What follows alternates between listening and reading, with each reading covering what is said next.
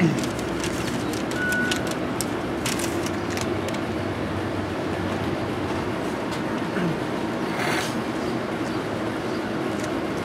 right. Okay. So I'm Dave. David Priest, the Metal Priest. We did this with metalpriest.com. We're going to it's a very good pleasure to speak with you guys. Yeah. Thank you. Just listened to the new album today. Got the promo for it last night. Not what I expected. I mean, it's really good. It's a very strong album. And, you know, very powerful. And I have to say that it took me some warming up to get used to the band. To the band in general, or the new album? To the band in general. Yeah. And I think this new album is probably the first one that I've actually really done. Just be honest. It's been a while. You know, I'm not sure how to appreciate you guys, and you know, I'm one of those people that takes me a little bit of time to evolve sometimes. Yeah. Gotta go into the old school stuff. And I've heard, you know, a number of people say that they didn't quite get you guys. You're very different than anything else.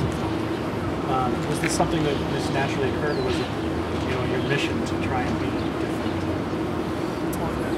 That should be a question for the guys who started the band, I guess. Yeah, but I think for what I know is, and think is cool about it, that I don't know any other band that sounds like Sabaton. You know, but you can hear a lot of other music in Sabaton. You know, you can hear the influences really well. You know, but I can't speak of one band who sounds, you know, like it. Yeah. But then, yeah, I think when they started out, I guess they wanted to do something new. Or, yeah. I think the vocals are what stands out the most. Yeah. I mean, the style of singing being very, very deep. You know, I mean, some people classify the band as power metal. No, more like heavy metal. It's metal. You know, all the rolling R's and the. You know, it's very distinct. Like the military style. Yeah. You know what I'm saying? Yeah. So yeah, that's something that's different. You know, and I guess people aren't sure what to make of it just yet. It's intriguing enough to keep people interested, but I think it's going to take some people like myself, you know, a bit to warm up to it. Give it some time, but I think the new album for me, being the newest guy in the band, Chris and Todd has been in the band for quite a while now, and it's how weird it may sound. This is actually the first Sabaton album. I don't know if it's because we're playing on it, but this album I would buy. Even if I was not in the band. Yeah. I like the other album as well, but I really like what... So that's not a bias. No. I was just being honest. I like the other stuff, but this one, yeah, then it really happened for me, I guess. Because the drumming is fucking awesome. Of course. Now, I mean, the singer, I mean, I know if you guys have talked to him, I mean, is this a conscious decision to try and sing in that way? You want to present something different? Or No, is this the way he's always done it? No, the funny part is that Joachim has never been a vocalist. He started out playing piano in the band from the beginning.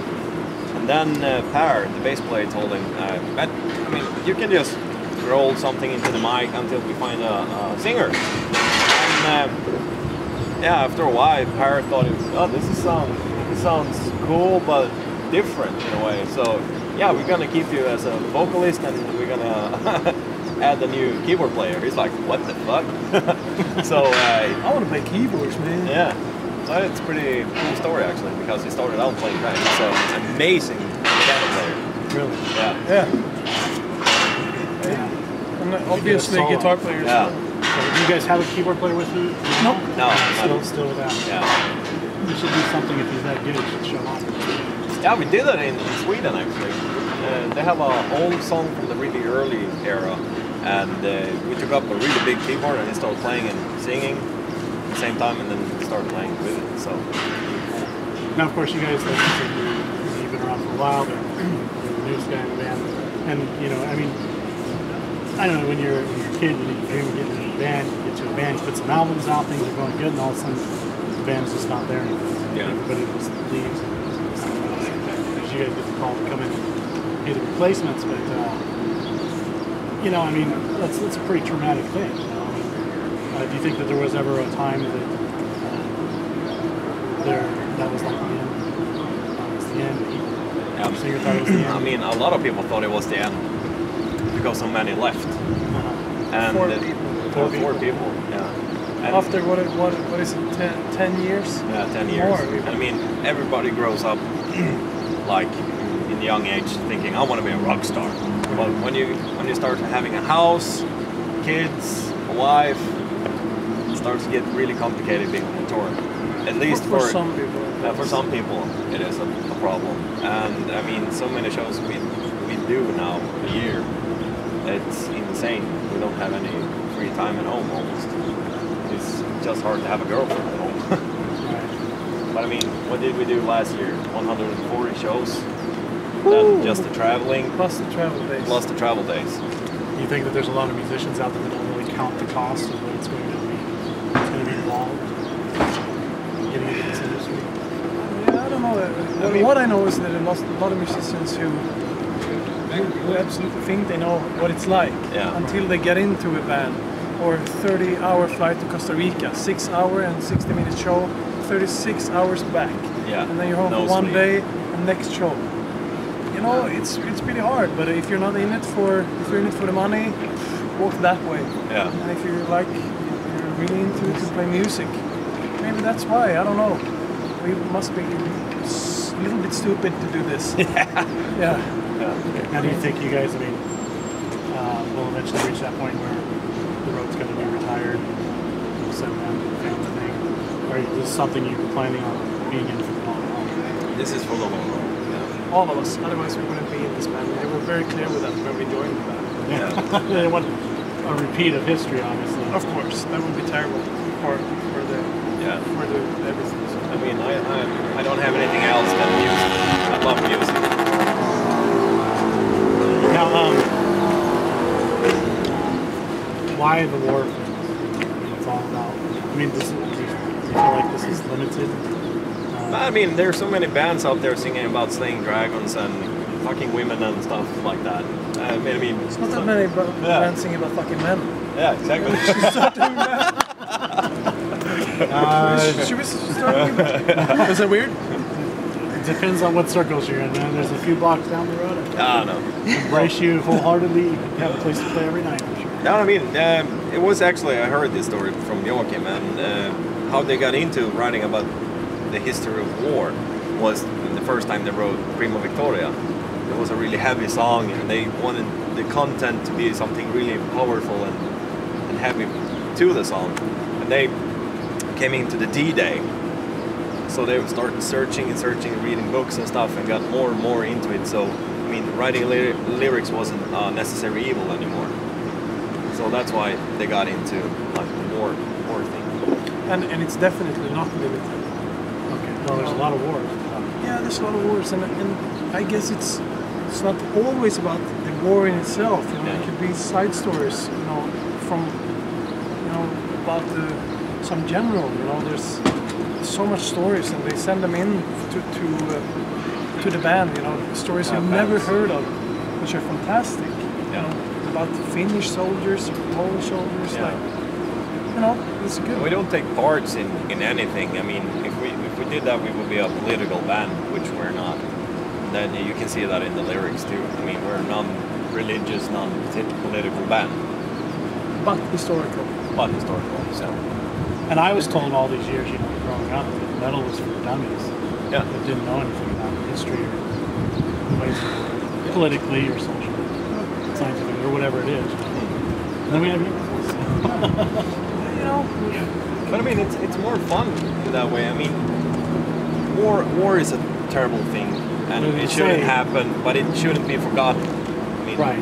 Well, there's survivors, and wars are usually fought for a reason. So, yeah. I mean, but I understand. Like the first thing finding out about the band was war. So and that's people judge on first appearances. They're like, oh, that's an idiot. Why would you glorify something so horrible?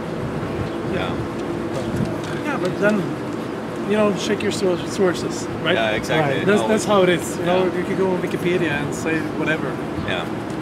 I mean, we've been called Nazis and everything. It's insane. I mean, just because we have one word say Nazi in the lyrics doesn't mean we're Nazis and that we're great. This was great. No, that's fucked up. I mean, check your sources. Yeah. And those people do get it. It's fantastic. Yeah. So Get your facts. Yeah.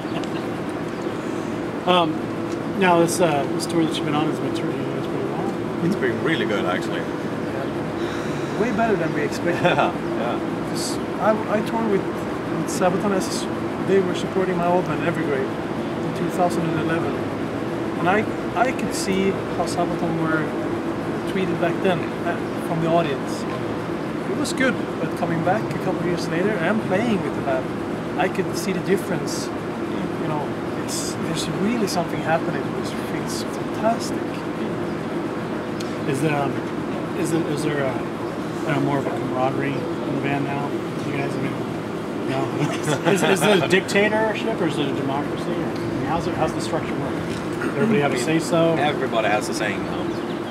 Yeah. It was that in the beginning also, but the other guys didn't want to write songs, so it was up to Joachim to write songs and up to Joachim and Per to write the lyrics. And for this album, we asked Joachim, he said, okay, if we write any song, he's like, Yeah. knock yourself out, man. Yeah, Let's work he even right. told me for like Yeah. I was in the band for 2 weeks. Yeah. And I said, yeah, dude, I wrote this demo. You should check it out. He's like, yeah, sure.